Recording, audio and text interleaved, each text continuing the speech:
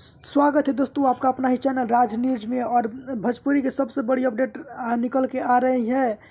Trending star Khesari Lal Yadav और power star Pawan Singh दोनों आपस में मिलते हुए नजर आ रहे हैं। यहाँ पे देख सकते हैं फिल्म शूटिंग के दौरान मलेशिया में इन दोनों सुपरस्टारों को मिलाने की प्रक्रिया अभी जारी है।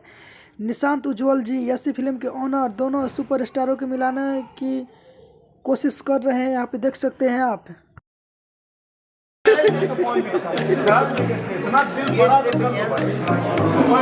पहला करते हैं आपके लाइफ का। कब से आप लोग नहीं दिख रहे बाबा, तुम हट जाओ खाली।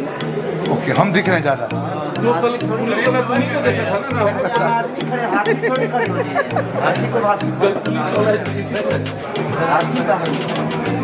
दोनों सुपरस्टार एक दूसरे से माफी मांगकर विवाद को खत्म करते हुए नजर आ रहे हैं। यहाँ पे देख सकते हैं दोनों सुपरस्टार एक दूसरे से माफी मांग ली है और विवाद खत्म हो चुकी है।